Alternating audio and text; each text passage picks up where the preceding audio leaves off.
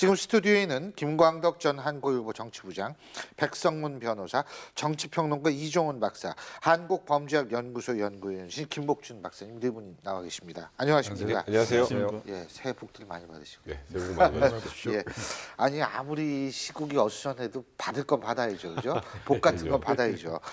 자, 근데 정유라가 덴마크에서 전격 체포가 됐습니다. 근데 이게 4명이 체포된 거예요? 5명이 체포된 다섯 명입니다. 5명이에요? 네, 총 5명이죠. 한 명은 2015년생 아들입니다. 그건 뭐 신주평 애기, 씨의 아들로 애기. 지금 추정이 되고요. 예. 그리고 그 이후에 이제 뭐 정유라 씨, 그 다음에 60대 보모로 추정되는 사람이 1명, 예. 20대 남성이 2명이 같이 이렇게 일단 체포가 됐는데 예. 지금 나머지도 전부 불법 체류 혐의로 좀 체포가 된 건지까지는 아직 명확하지 않고요. 지금 정유라 씨 관련해서는 현재 뭐 덴마크 입장에서 보면 다른 혐의가 지금 현재 두드러지게 나온 건 없습니다. 독일에서 만약에 체포가 됐다면 뭐 자금 세탁 관련 범죄로 체포될 수도 있으니까. 그런데 덴마크에서 체포가 됐다는 건 일단 비자가 9월 정도 만료가 돼서 불법 체류자로 일단 지금 보인다라는 얘기가 나오거든요. 근데요, 저는 그건 모르겠어요. 네. 독일에서 돈 세탁으로 예를 들면은 수사를 받고 있다는 사실을 덴마크 경찰이 아니면은 이유기 때문에 그걸로 이렇게 잡을 수 있는 거 아니에요? 아니 그래도요 EU 연합이라고 하더라도 각 국가마다 예. 적용되는 사법 판단은 다릅니다. 다르기 때문에 그걸로 이거 연결될 수는 없을 예. 것 같고요. 지금 이제 덴마크에서 제일 중요한 건 그겁니다. 덴마크에 그 입국한 지가 90일이 넘었느냐 여부가 굉장히 관건이에요. 그래서 90일이 넘었다면 불법 체류자입니다. 그렇겠죠. 불법 체류자라고 덴마크 당국에서 판단을 해버리면 강제 출국 조치를 해버리거든요. 그러니까 그건 아주 쉽게 갈 수 있는데, 근데 제 판단은 90일이면 3개월이거든요. 그렇죠. 3개월이면 덴마크의 그 정유라가 3개월 전에 갔을 것 같지는 않거든요. 만약에 그렇다면 이건 불법 체류자로 인정이 안 된다면 그러면 24시간 정도 신병 확보할 수밖에 없어요. 그게 지금 이제 그렇죠. 우리 특검이라든지 여기서 지금 고민거리인 겁니다. 만일 덴마크에 그렇게 오랜 기간이 있었다면 뭐 칼스루에 있다는 등, 그렇죠. 칼스루에 그다음에 프랑크푸르트에서 봤다는 목격자가 거. 있었잖아요. 그러면 그거는 어떻게 설명되냐 근데 이거죠. 그 프랑크푸르트에서 봤다라는 거는 그 차 얘기하시는 거잖아요. 그 실제 탑승했다는 여성분이 또 진술한 게 있었어요. 그거 정유라 아니고 나다. 이런 얘기가 있었는데 좀 기억을 더듬하고 보면 최순실 씨가 독일에 있다가 한국 들어오기 직전에 세계일보와 인터뷰했죠. 최순실이 그렇죠. 네, 그렇죠. 근데 세계일보에 인터뷰했을 때 독일 현지라고 콘센트? 했는데 그때 네티즌들이 저 콘센트는 독일 게 아닌데 예. 그래서 그때 덴마크 얘기가 한번 처음 나왔습니다. 그리고 10월경에 정유라가 덴마크에서 열리는 승마대에 출전한다는 얘기가 나와서 지금 이정실에 저게 출전한다는 건 정말 저 무슨 강철 멘탈이냐 이런 얘기도 한번 나왔었고요. 예. 그 다음에 또 뭐 보도에서 덴마크의 한 식당에서 김치 달라고 횡패 부렸다는 예. 얘기가 나왔어요. 그러니까 지금 9월에 비자가 만료됐다고 일단 알려지고 있거든요. 그러면 그로 덴마크에 쭉 있었다면 그건 불법 체류자가 되는데 이제 왔다 갔다 한 건지 아니면 독일에 있다가 왔다 지금 온 갔다 건지. 하면 그거는 근데 덴마크라는 미터 얘기가 계속 많이 탔을 거 나왔기 없잖아요. 때문에 덴마크에 계속 있었다는 전제 하에 아하. 일단은 체포를 한 게 아닌가 그런 생각이 듭니다. 예.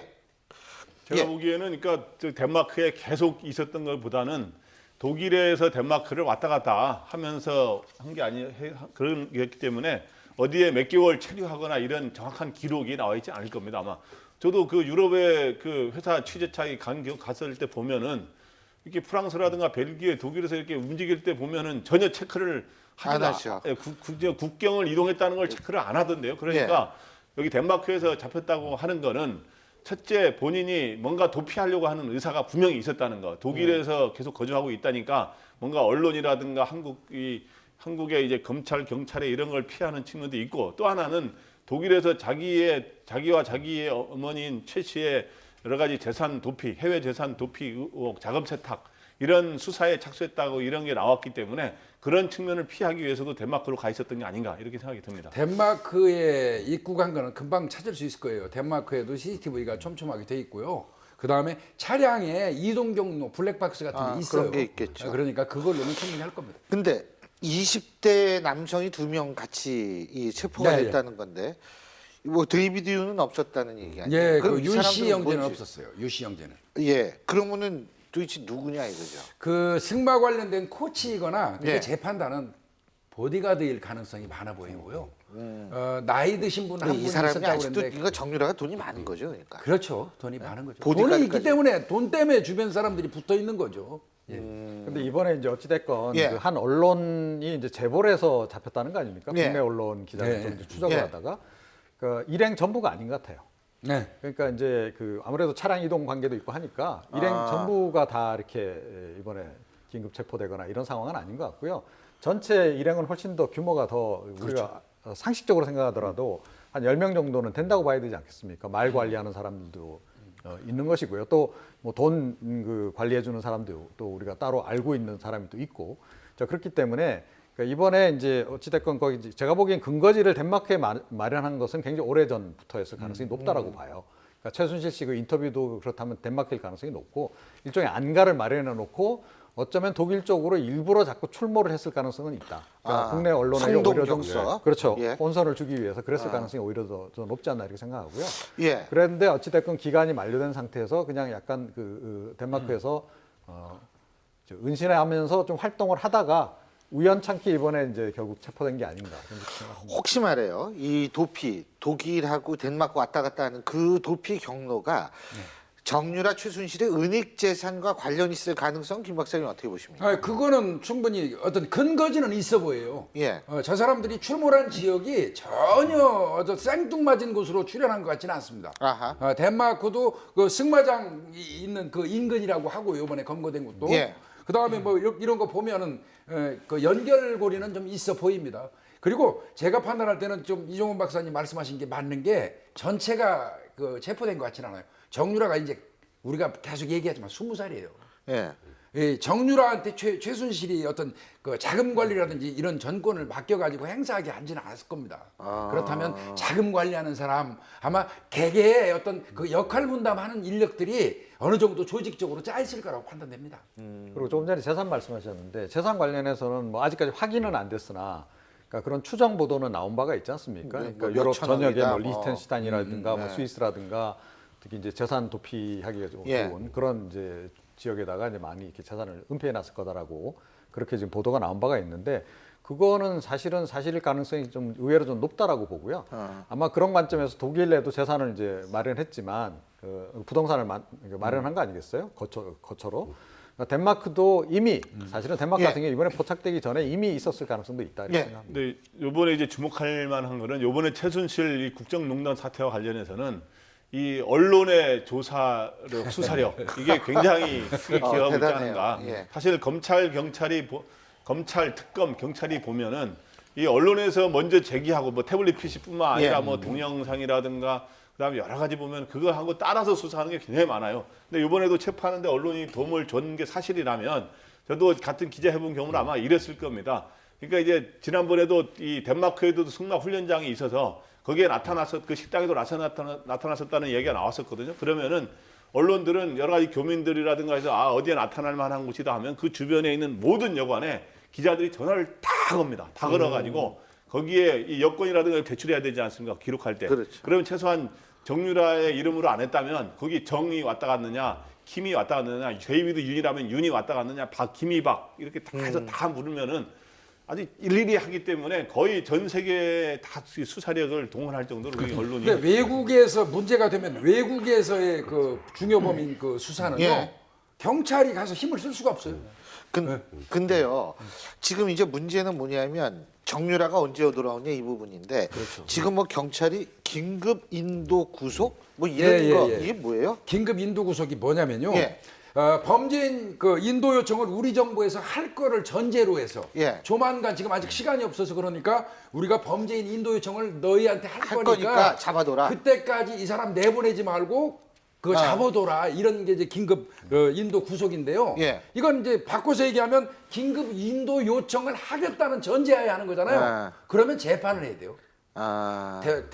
덴마크 예. 정부에서도 긴급 인도 요청에 대한 재판을 해야 되는데 그때 이제 정유라 쪽에서 변호사를 선임해가지고 싸울까봐 사실은 걱정돼요. 어떻게 근데 이게 보세요? 이제 그 지금 말씀하셨던 것처럼 이거는 말 그대로 돌아오게 달라고 요청을 하는 걸 전제로 해서 지금 일단 긴급 인도 구속을 청구를 한 건데요.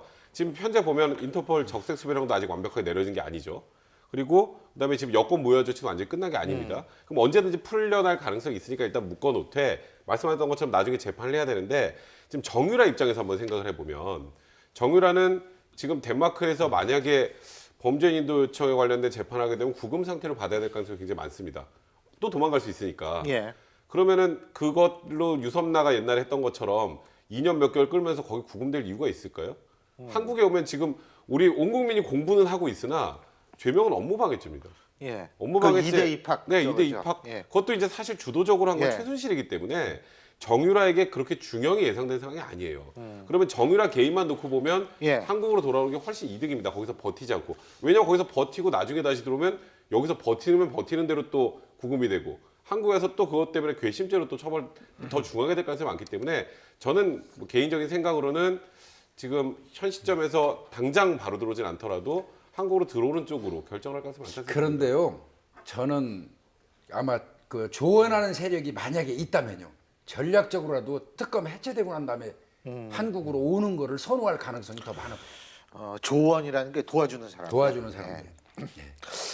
자, 저희가 앞서 잠깐 이 백성문 변호사도 말씀을 하셨습니다만 가장 중요한 부분은 지금 정유라의 2대 입학 과정 그리고 또 정유라에 해당되는 거든요. 그리고 그 이후에 있어서의 학세 특혜 이런 것도 많은데요. 어쨌든 이런 특혜에 관한 문제가 이제 실마리가 좀 풀리는 것 같습니다. 박상현 앵커가 정리했습니다.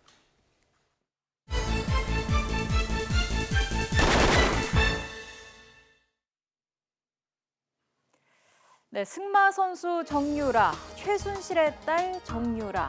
1996년생으로 이제 갓 21살입니다. 하지만 그녀의 삶은 이미 온갖 부정과 특혜로 얼룩져 있죠. 고등학교 3학년 내내 단 17일만 출석을 하고도 버젓이 졸업하는가 하면 이화여대에 입학할 때는 이전에는 없었던 승마 체육 특기자 전형이 생겨났고 면접장에서 아시안게임 메달을 보여주는 부정 행위를 했음에도 불구하고 합격한 것으로 조사됐습니다. 자, 입학을 한 이후에도 변한 건 없었죠. 논란이 많이 됐었던 수준 미달의 리포트에 제대로 출석조차 하지 않았음에도 좋은 학점을 받았다는 사실이 연이어 드러나면서 이대생뿐만 아니라 온 국민의 공분을 샀습니다. 과거 정 씨가 자신의 SNS에 올렸던 글, 돈도 실력이야, 기억하십니까? 덴마크 경찰에 체포돼서 특검 소환을 앞둔 정 씨, 아직도 이렇게 생각을 하고 있는지 궁금하지 않을 수 없는데요. 포토라인에 서서 같은 질문을 받게 될 날도 얼마 남지 않은 걸까요? 전문가들과 함께 좀 더 자세히 이야기 나눠보겠습니다. 예, 바로 지금 정유라 받은 특혜 중에 일부분 때문에 영원한 제국이죠, 소설? 소설가 이인화, 필명 이인하고 이제 실명은 류철균 씨인데 류철균 이화여대 교수가 긴급 체포가 됐습니다. 정유라 답안지도 공개가 됐어요. 그죠? 14개의 문제 중에 10개를 맞췄다고 그러는데 대단한 실력입니다. 원격 조정. 예. 근데 일단은 이 답안지를 류철균 교수가 해줬다 이거죠? 그러니까 예, 조교를 시켜서 그러니까 감사가 들어갔잖아요. 예, 이대에 예. 감사가 들어가면 그 이제 성적 관련된 걸 전체를 다 보지 않겠습니까? 그러니까 학점을 준 이유를 합리적으로 대기 위해서 이제 그 시험 보는 학생들이 있을 거 아닙니까? 예. 그걸 조교를 시켜서 이제 아마 유철균 교수가 시킨 거 위조한 거죠, 쉽게 얘기해서. 예. 그랬는데 이제 그 조교가 얘기를 다 했고 조교한테 말 안 들으면 이제 너 앞으로 학위 못 받는다 이런 식으로 이제 아마 겁을 줘가지고 대리로 이 답안지를 만들도록 지시한 정황이 드러났습니다. 근데 본인은 뭐냐면 김경숙 전 학장이 3번을 부탁을 했다. 그 얘기. 그러니까 지금 이게 류철균 교수가 그러면 최순실과 정유라가 어떻게 연결이 됐었던 건가 이게 가장 중요한 예. 부분이잖아요. 그러니까 이제 그냥 본인이 알고 지냈다고 할 수도 없고 그러다 보니까 이제 그 과정을 털어놓게 됐는데 그거는 긴급 체포되고 나서 심경의 변화를 확 느꼈던 것 같아요. 긴급 체포했을 때 사유를 한번 보면 뭐 증거인멸하고 크고 또 진술 태도가 그게 불량하다. 그리고 또 조교에게 아까 말씀하셨던 것처럼 압박을 가했다 이런 내용들이 많이 들어있단 말이에요. 근데 이제 덜컥 이제 긴급 체포가 되고 수의를 입은 상태가 되고 심경의 변화가 굉장히 컸던지 지금 김경숙 전 학장이 최순실과 정유라를 잘 부탁한다. 무려 3번이나 만나서 부탁을 했다라는 진술을 한 상황인데 문제는 지금 김경숙 전 학장은 저번에 청문회 때 보신 분들 다 기억할 텐데 전혀 모른다. 전혀 모른다 그랬거든요. 그래서 지금 김경숙 전 학장이 지금 실시간 검색어 1등입니다. 네, 지금 또 위증 혐의로 또 논란이 한번 될 것 같다는 생각이 듭니다. 근데 이게 지금 유철균인가요? 전 자꾸 이인화가 생각이 나서. 이인화죠, 예. 분명히. 이분이 지금 이렇게 오늘 구속 적부심 심사가 오늘 밤늦게 열리죠, 그죠? 근데 이게 긴급 체포하고 이렇게 되니까 얘기가 술술 나오는 거 아니겠어요, 결국은? 그렇죠. 특히나 여기 뭐 아시겠지만 교수님들이 사실 수사기관에 가서 조사받으면요. 그 일반인들하고는 좀 다릅니다. 늘 교수님도 계시지만 아니에요. 늘 어떻게 보면 대우받다가. 우월한 위치에 있던 분들인데 저런 분들이 오히려 수사기관에 가서 조사받으면 수위 입어보세요. 그러니까 아니 근데 참 구속돼 체포돼도 수위를 입혀요? 원래는 아니죠. 아닙니다. 예. 예. 네, 아마 이제 경찰서 유치장을 경유하지 아니하고 바로 구치소로 구치소로 보내버렸기 보냈어요. 때문에 구치소 내에서 관리하기 위해서 수위를 입히거든요. 이제 그거에 의해서 입은 건데 본인이 조사받으러 나올 때는 안 입어도 돼요, 사실은. 근데 그런데도 저분은 이제 정신이 없으니까 그런 예. 것 같습니다. 지금 그 변호인 쪽에서는 거의 사실상 우리 자백한 거나 마찬가지다는 취지로 예. 지금 나오고 있거든요.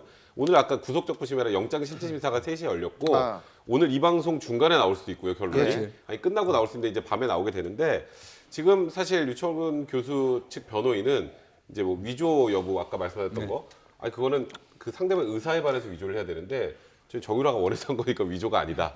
그 부분하고 그다음에 이제 업무방해도 내업무인데 논리다.